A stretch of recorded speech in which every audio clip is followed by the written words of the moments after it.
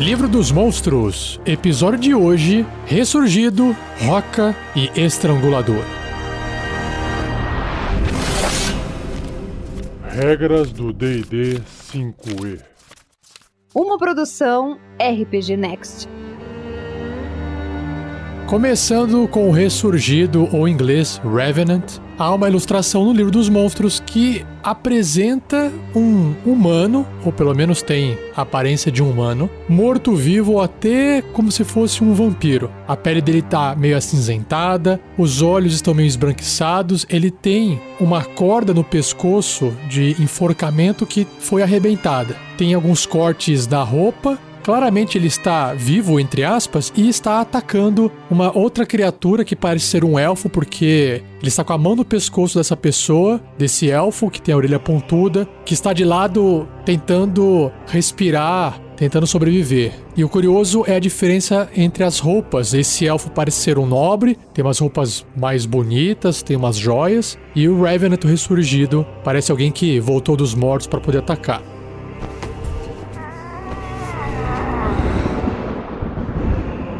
Ressurgido. Um ressurgido se forma da alma de um mortal que teve um destino cruel e indigno. Faz sentido então a corda ali no pescoço. Ele agarra seu caminho de volta para o mundo em busca de vingança contra aquele que o injustiçou. O ressurgido reivindica seu corpo mortal e lembra superficialmente um zumbi. Porém, ao invés de olhos sem vida, os olhos de um ressurgido queimam com a determinação e fúria. Se o corpo original do ressurgido for destruído ou estiver de alguma outra forma indisponível, o espírito do ressurgido entrará no corpo de outro humanoide. Independentemente de que corpo o ressurgido esteja utilizando como receptáculo, seu adversário sempre reconhece o ressurgido por quem ele realmente é. Caramba, que massa! Sede de vingança. O ressurgido tem apenas 1 ano para reclamar sua vingança. Quando seu adversário morrer, ou se o ressurgido fracassar em matar seu adversário antes do seu tempo acabar, ele desmorona em poeira e sua alma desaparece no além-vida. Se seu inimigo for muito poderoso para ser destruído pelo ressurgido sozinho, ele buscará aliados valorosos para ajudá-lo a cumprir sua missão. Nenhuma magia pode esconder uma criatura perseguida por um ressurgido, que sempre sabe a direção e distância entre ele e o alvo de sua vingança. Caramba, que forte isso! Nos casos em que o ressurgido busca vingança contra mais de um adversário, ele persegue um de cada vez, começando com a criatura que lhe deu o golpe fatal. Se o corpo do ressurgido for destruído, sua alma desencarna e busca um novo corpo de onde possa retomar sua caçada. Natureza morta-viva. O ressurgido não precisa respirar, comer, beber ou dormir.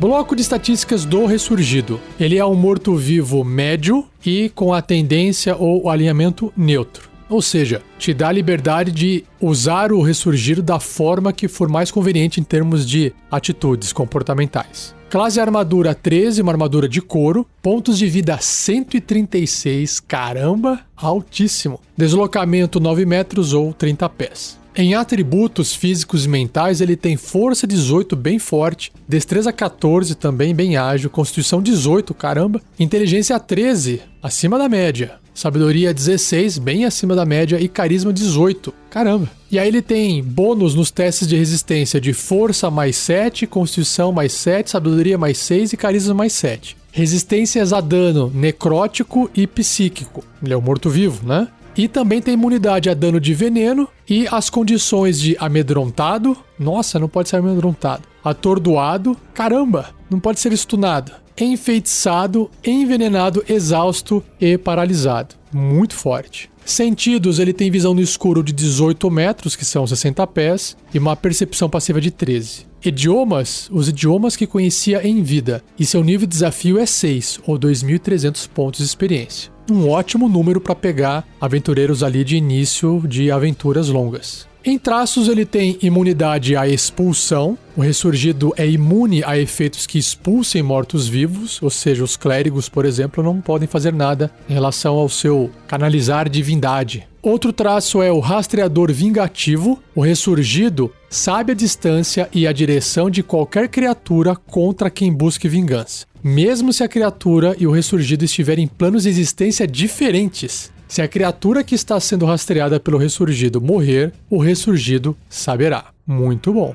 Regeneração. O ressurgido recupera 10 pontos de vida no início do seu turno. Se o ressurgido sofrer dano de fogo ou radiante, esse traço não funcionará até o início do seu próximo turno. O corpo do ressurgido é destruído apenas se ele começar seu turno com 0 ponto de vida e não puder se regenerar. Nossa, ou seja, é bem difícil de matá-lo, né? E o último traço é o rejuvenescimento. Quando o corpo do ressurgido é destruído, sua alma persiste. Após 24 horas, a alma entra e anima outro corpo no mesmo plano de existência e recupera todos os seus pontos de vida. Nossa! Enquanto a alma estiver incorpórea, uma magia desejo pode ser usada para forçá-la a ir para o além-vida e não retornar. Ou seja, é uma brecha aqui na regra para poder fazer o ressurgido desaparecer de vez. E na parte de ações, que tem 3 itens, ataques múltiplos, punho e olhar vingativo. Ataques múltiplos diz que o ressurgido realiza 2 ataques de punho.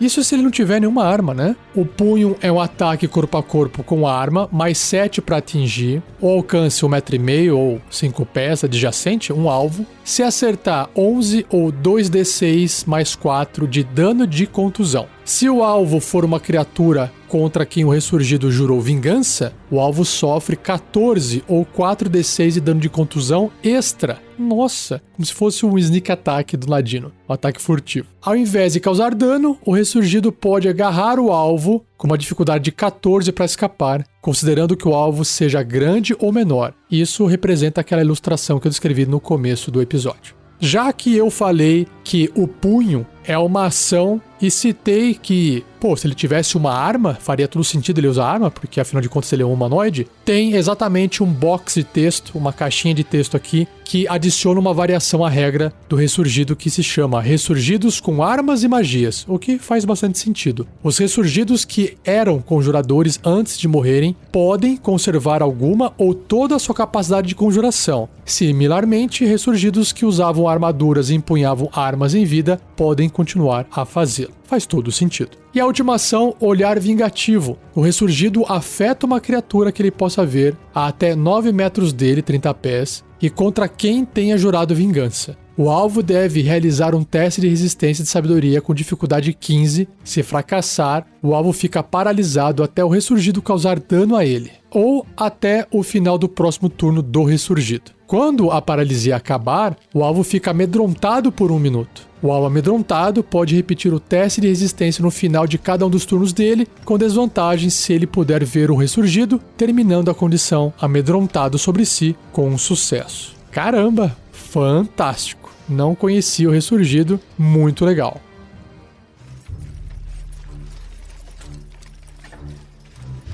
Ideia de aventura. Bom, melhor do que usar o bloco de estatísticas do ressurgido como um monstro na aventura, o que eu achei mais interessante foi o próprio conceito de uma criatura vingativa voltar à vida. Lembrando que é uma alma de um mortal que teve um destino cruel e indigno, então não é qualquer morte. E também não significa se foi justo ou não justo, maligno ou benigno. Se foi cruel e indigno, tá valendo. Mas olha só, eu usaria a ideia do ressurgido de querer derrotar um vilão, de obter a sua sede de vingança, mas de uma criatura que seja mais forte do que ele. E para isso, ele vai buscar ajuda. Quem que ele vai encontrar? Os aventureiros. E aí ele acaba se aliando aos aventureiros. O mestre tem um personagem, um NPC, que pode ir junto com os aventureiros e que pode guiá-los num caminho. Como ele é um morto-vivo, talvez ele não escolha sempre o melhor caminho, o caminho mais seguro, mas sim um caminho mais curto. E ele não se preocupa muito em morrer. Já os aventureiros talvez tenham que ponderar e discutir se não tem um caminho melhor e pode gerar um conflito aí, o que é legal. Recursos financeiros para poder financiar essa caçada ao seu vilão talvez não seja um problema, uma vez que ele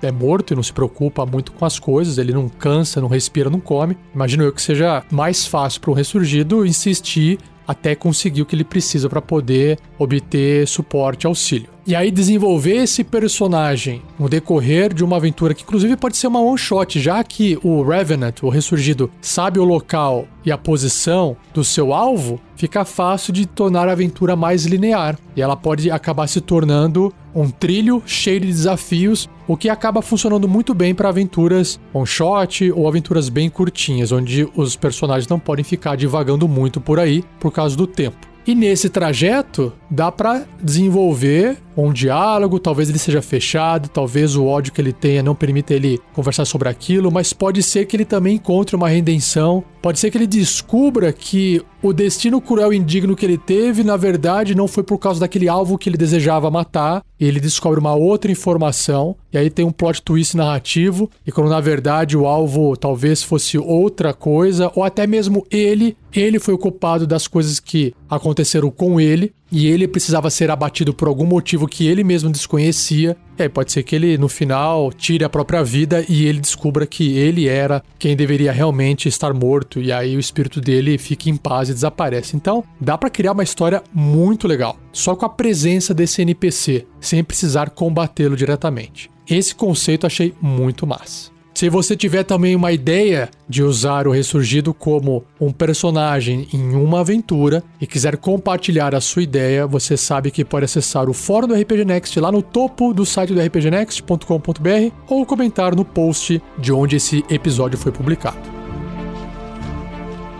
Seja você também um guerreiro ou uma guerreira do bem. Para saber mais, acesse padrim.com.br/rpgnext ou picpay.me/rpgnext.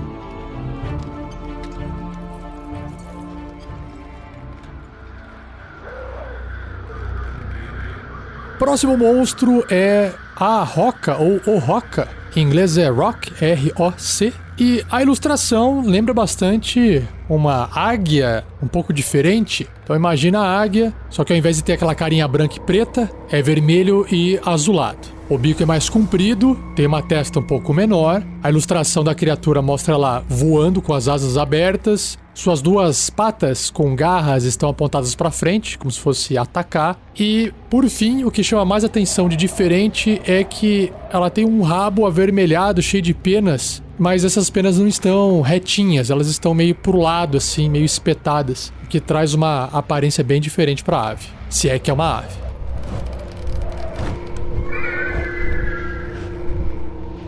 Roca. À primeira vista, a silhueta de uma roca parece mais com a de qualquer ave de rapina. É isso aí. Conforme ela desce, porém, seu tamanho descomunal torna-se terrivelmente claro. Nossa! Durante o voo, a envergadura de asas de uma roca chega a 70 metros ou mais, ou 200 pés ou mais. Durante o descanso, empoleirados nos picos das montanhas que são seus lares, esses pássaros monstruosos rivalizam os antigos dragões em tamanho. Caramba! Titãs do céu. Nos dias antigos, quando os gigantes batalhavam com os dragões pelo controle do mundo, Anan, o pai dos deuses gigantes, criou as rocas para que seus devotos pudessem confrontar a dominância aérea dos dragões. Que legal! Quando a guerra terminou, os rocas estavam livres da dominação dos gigantes e se espalharam pelo mundo. Embora os gigantes das nuvens e os gigantes da tempestade às vezes domem esses pássaros gigantes, as rocas tratam até os gigantes como presas em potencial. Caramba! Elas voam grandes distâncias em busca de comida, voando bem acima das nuvens para alcançar seus territórios de caça preferidos. Uma roca raramente caça criaturas rápidas ou pequenas e ignora cidades e florestas, onde as presas podem buscar abrigo facilmente. Quando ela encontra um alvo grande e lento como um gigante, uma baleia, um elefante, ela mergulha para agarrar a presa com suas garras maciças. Afastados e solitários. As rocas são criaturas solitárias que podem viver por séculos. Elas vivem em ninhos feitos de árvores, tendas, navios quebrados e restos de caravanas que elas coletaram, colocando esses entulhos maciços em fendas montanhosas fora do alcance de criaturas menores. Às vezes, o ninho de uma roca contém tesouros de caravanas e barcos que elas assaltaram, mas essas criaturas não se importam com essas bugigangas. Faz todo sentido, ela só quer comer. Mas raramente, um ninho contém ovos que são maiores que humanos, gerados do infrequente acasalamento das rocas.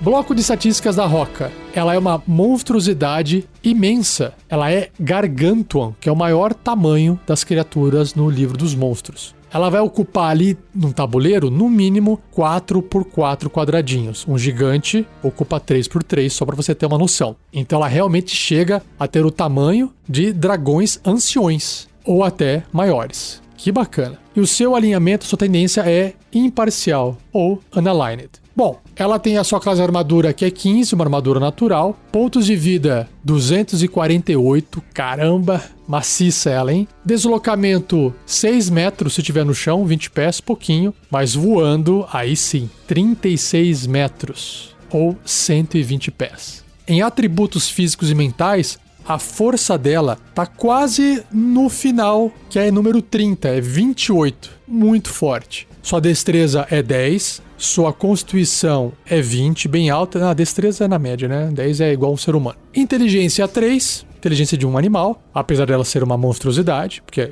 é um animal que não existe, né? Sabedoria 10 e carisma 9.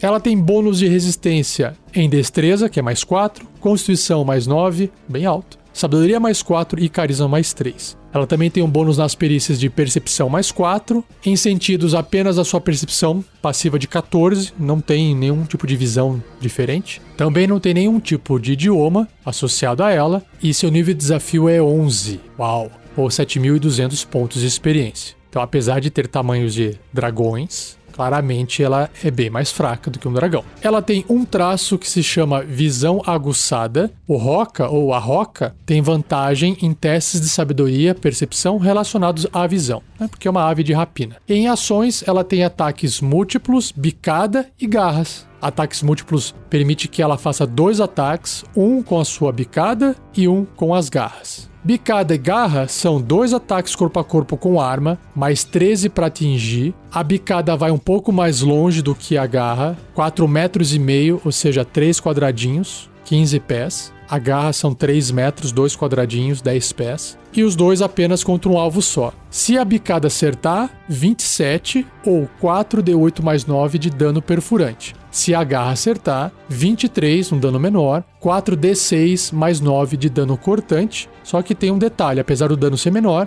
tem um efeito a mais. E o alvo é agarrado, porque agarra. Com uma dificuldade de 19 para escapar. Até esse agarrão terminar, o alvo está impedido e o Roca não pode usar suas garras em outro alvo. É claro, tá usando a garra para segurar o alvo, não tem como usar a garra em outro alvo. E assim ela leva sua comida para algum lugar.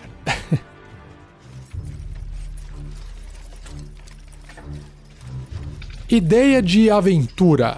Os aventureiros são contratados talvez por um mago ou até por uma pessoa meio exótica que tem uma certa quantidade de dinheiro a cumprir uma missão que é trazer um ovo de roca do topo de algum lugar ou de um lugar escondido onde se tem notícia de terem vistos estas aves. É claro que a pessoa que está contratando os aventureiros não tem uma noção real do que é essa tal de roca. Sabe que se trata de uma ave grande, sabe que se trata de uma ave de rapina que é perigosa, mas ele acha que pessoas bem armaduradas, equipadas e que estejam dispostas a receber um dinheiro para poder cumprir essa missão estão aptas a seguir adiante. E ele diz que, eu preciso do ovo dela, o ovo é grande, vocês vão precisar levar aqui, sei lá, essa mochila aqui especial para poder trazer o ovo de volta sem quebrar. Mas o interessante é esse, os aventureiros não terem a noção de que o ovo é maior do que o corpo de um humano. Porque é grande, ovo de avestruz já é grande pra caramba, mas cabe na sua mão.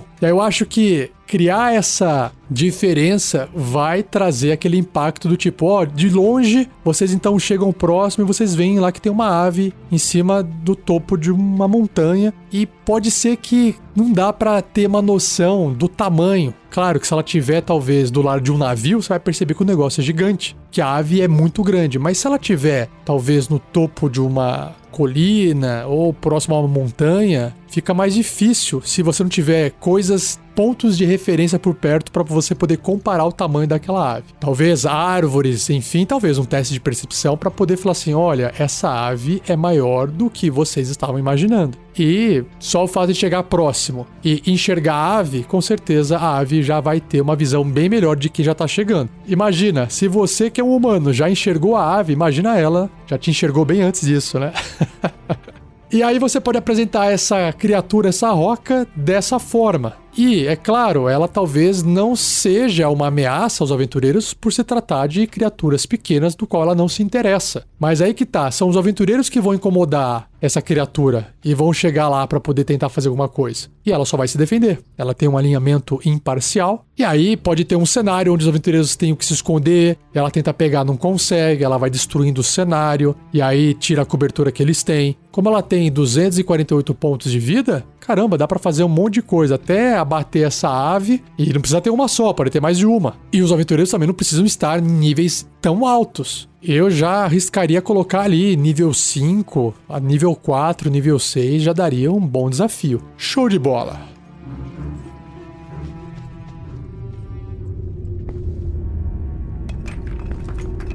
E cheguei no último monstro do cast de hoje, que é o Estrangulador, Roper, que tem uma ilustração de um monstro inspirado nas criaturas de Lovecraft. Imagine uma estalagmite, estalactite é o que fica no teto, tite vem de teto, é assim que eu gravo a diferença, e aí o que sobra é o mite, e aí é o chão. Então imagina uma estalagmite que de repente se torna viva, abrindo uma bocarra no meio, cheia de dentes, até indo meio pra fora, assim pra frente, um olho acima dessa boca, apenas um único olho, com uma fenda no meio, um olho bem feio, e vários tentáculos em volta saindo dessa forma de pedra estalagmite dela. Essa é a ilustração horrorosa que tem.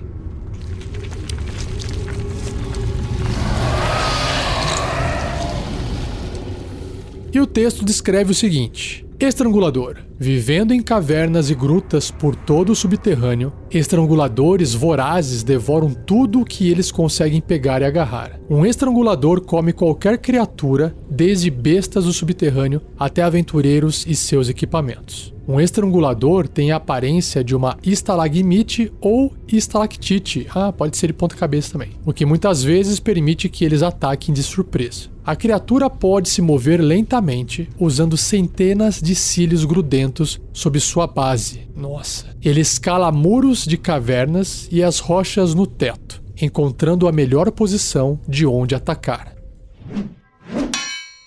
Caçadores do subterrâneo. O estrangulador é uma forma evoluída adulta de perfurador.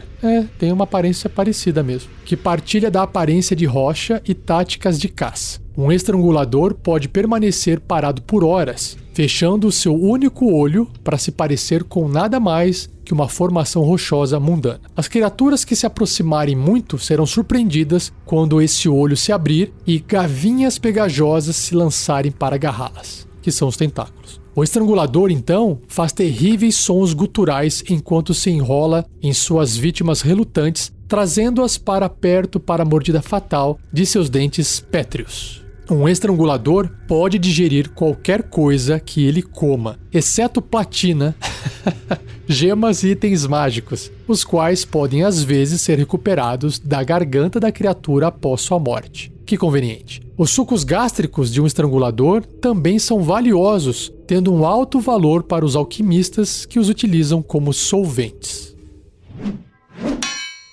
Gavinhas enfraquecedoras. Um estrangulador possui 6 protuberâncias ao longo de seu corpo, das quais se estendem gavinhas pegajosas que se aderem a tudo que tocam. Cada gavinha libera farpas finas como cabelo que penetram na carne das criaturas e drenam sua força. Caramba! Então a vítima pode resistir fracamente enquanto o estrangulador a enrola. Se uma gavinha for cortada ou partida, o estrangulador produz uma nova para substituí-la. Fantástico!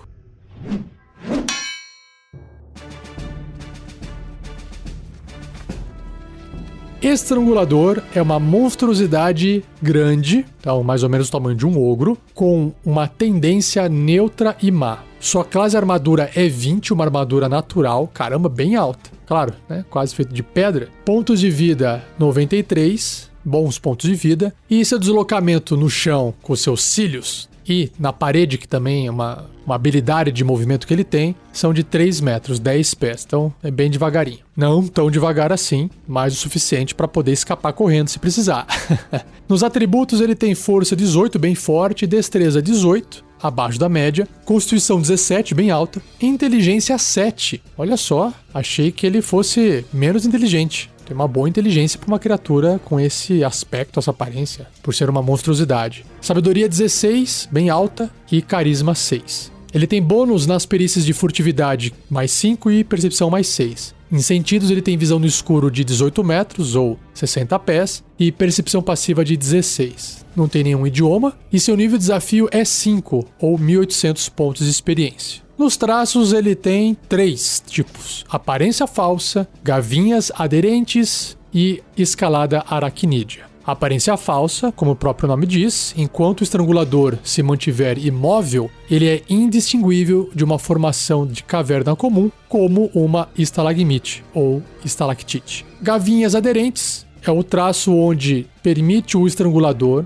ter até 6 gavinhas ao mesmo tempo. Cada gavinha pode ser atacada, e aí essas gavinhas têm uma CA, uma classe de armadura de 20, 10 pontos de vida, imunidade a dano de veneno e psíquico, como se fosse morto-vivo ou um objeto. Destruir uma gavinha não causa dano ao estrangulador, que pode estender uma substituta para a gavinha no próximo turno dele. Nossa, super rápido. Uma gavinha também pode ser partida se uma criatura usar uma ação e for bem sucedida num teste de força com dificuldade 15 contra ela. Imagino eu se alguém de repente foi laçado por uma gavinha, né? E o último traço é a escalada aracnídea, onde o estrangulador pode escalar superfícies difíceis, incluindo andar de cabeça para baixo em tetos, sem precisar realizar um teste de habilidade. Por fim, as ações, que são 4, uau! Ataques múltiplos, mordida, gavinha e molinete. Ataques múltiplos diz que o estrangulador realiza 4 ataques, caramba, com suas gavinhas. Vírgula, usa seu molinete e realiza um ataque com a sua mordida. Caramba, isso se somam dando 6 ações. Vamos ver então, ó, mordida e gavinha, que é uma espécie de tentáculo ali. Os dois são ataques corpo a corpo, com arma,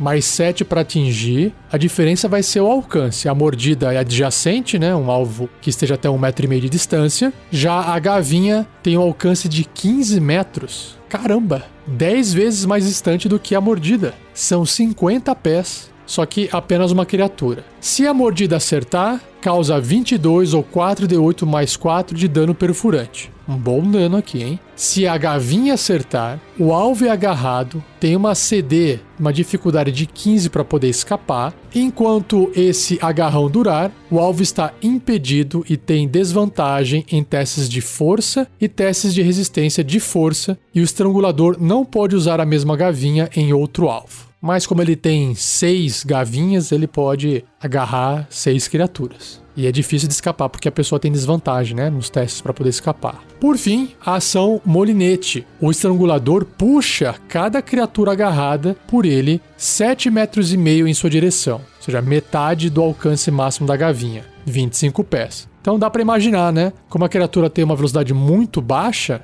ela estende suas gavinhas com um ataque, tenta agarrar as criaturas. E aí ela, como parte da sua ação múltipla, do ataque múltiplo, ela pode usar o molinete, ou seja, puxar cada criatura agarrada. Então, se tiver 6 criaturas agarradas pelos 6 tentáculos, pelas 6 gavinhas, as 6 vão vir 7,5 metros em direção a ele. Então, nesse primeiro round, Se as criaturas estiverem bem distantes, ainda não vai chegar perto da boca do estrangulador. Então não vai sofrer nenhum dano. É só quando chegar próximo da boca que aí ele começa a morder e ele pode morder uma vez só. Pelo menos isso.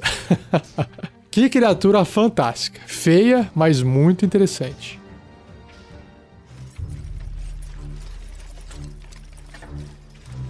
Ideia de aventura. Bom, não tem muito o que inventar. Você tem que pensar numa aventura que se passe em determinado momento em um ambiente de caverna para que o estrangulador possa estar camuflado ali. Mas a motivação é onde vai morar a ideia de aventura. De novo, vamos pegar aqui alquimistas. Alquimistas procuram os aventureiros porque eles estão querendo usar o ácido, o suco gástrico do estrangulador para poder usar como solvente, para fazer suas alquimias. E aí ele tem que passar a missão para os aventureiros. Olha, vocês vão ter que ir em tal lugar, lá existem essas criaturas. Ah, mas você não vai nos pagar, não sei o que. Olha, eu estou dando a localização para vocês e existe talvez tesouro dentro dessas criaturas, né? Ah, como é que você sabe? Ah, eu enviei uma tropa, um grupo de pessoas na semana passada e eles nunca mais voltaram. Ou eles mataram a criatura, roubaram os tesouros e sumiram. Ou não precisa ter uma só, pode ter vários estranguladores, né? E nunca mais voltaram aqui, porque afinal de contas eu não tinha condições de pagar nada pra eles. Então não tinham por que eles voltarem até mim pra poder receber algum pagamento. Ou eles morreram no processo. Se eles morreram no processo, vocês vão ter, talvez, chance de encontrar um tesouro maior.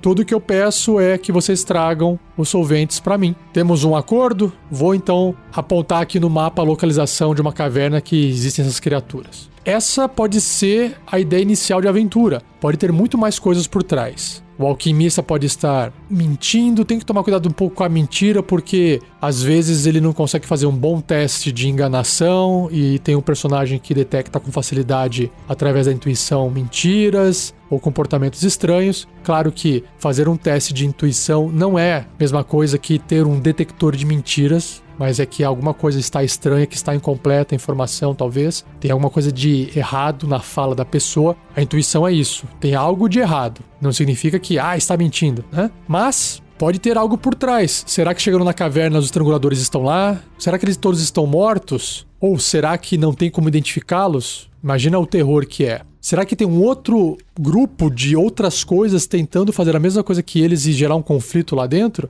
Enfim, dá pra desenrolar bastante com base nisso. Mas com certeza o estrangulador está no meio dessa história. Não precisa estar no fim.